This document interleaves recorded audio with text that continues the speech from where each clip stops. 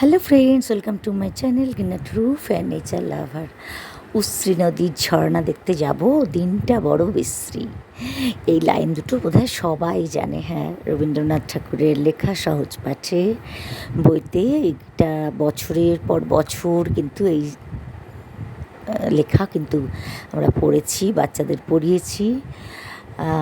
সেই উশ্রী নদীর ঝর্ণা দেখতেই চলে গিয়েছিলাম কদিন আগে।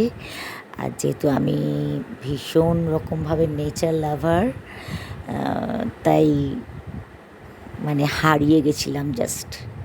অপূর্ব অপূর্ব, কোথা থেকে যে এই এত জল আসছে কেউ বলতে পারে না, কেউ না। মানে কতগুলো পাথর জাস্ট মনে হচ্ছে সাজিয়ে রাখা, আর সেই পাথরের বিভিন্ন জায়গা থেকে ফুল ফোর্সে জলটা আসছে। আর উশ্রী নদী কিন্তু খুবই সরু একটা নদী, কিন্তু বর্ষাকালে এই ঝর্ণা, এই নদী নাকি অপূর্ব রূপ ধারণ করে। আমরা যেহেতু অফ সিজনে গেছি, এটা সিজন নয় ওখানকার, তাও কিন্তু শ্রী নদী ঝর্ণা যা দেখেছি তা কিন্তু চোখে লেগে আছে একেবারে।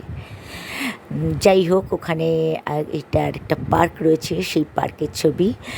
অ্যাকচুয়ালি ঝাড়খণ্ডে পড়ে এখন এই জায়গাগুলো, গিরিডি, মধুপুর ইত্যাদি। কয়েকদিন আগে আমরা ঘুরে এলাম, ভীষণই ভালো লেগেছে। 3-4 দিনের জন্য কিন্তু ভীষণই উপযুক্ত জায়গা, ভালো জায়গা। ওখানকার জল বেশ ভালো, জলবায়ু ভালো, পাহাড়, জঙ্গল, ঝর্ণা, নদী, আর প্রচুর মাইন্ডস আছে। পাহাড় বলতে সেরকম বড় পাহাড় না, ছোটো ছোটো পাহাড়। এই সব নিয়ে কিন্তু মোটামুটি জায়গাটা কিন্তু বেশ ভালো। আমার তো ভীষণ ভালো লেগেছে ওখানকার জঙ্গল, আমার ভীষণ ভীষণ ভালো লেগেছে। আমি যেহেতু প্রকৃতিপ্রেমী, গাছপ্রেমী, আমার এত এত গাছ দেখে আমি তো সত্যিই মানে, আর এই নদী আর এই ঝর্ণা দেখে এক প্রকার মানে হারিয়েই গেছিলাম ওইখানে বলতে হবে। ভীষণ ভালো, আপনারাও গিয়ে একবার ট্রাই করে দেখতে পারেন যারা যাননি। আশা করি আপনাদেরও ভীষণ ভালো লাগবে। যারা নেচার প্রেমী, যারা প্রকৃতিপ্রেমী, তাদের তো এটা ভীষণই ভালো লাগবে। সত্যি অপূর্ব অপূর্ব রূপ।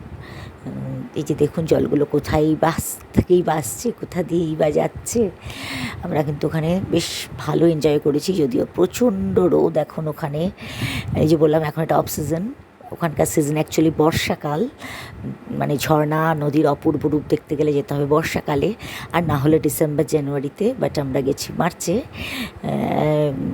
তাই প্রচণ্ড গরম আর রোদ এত, তাও রোদের মধ্যেই দেখতে পাচ্ছেন আমরা সব পা ডুবিয়ে বসে আছি। মাথার ওপর কিন্তু প্রখর রোদ, রোদে মানে পুড়ে যাওয়ার মতো অবস্থা। তাও এই ঝর্ণায় একটু পা ডুবিয়ে না বসে পারলাম না। প্রকৃতির এত কাছে এসে প্রকৃতিকে না ছুঁয়ে যেতে পারলাম না, প্রকৃতির এই অপূর্ব ঝর্ণা, নদী। যাই হোক, আজ এই অবধি। Please like, comment and subscribe my channel.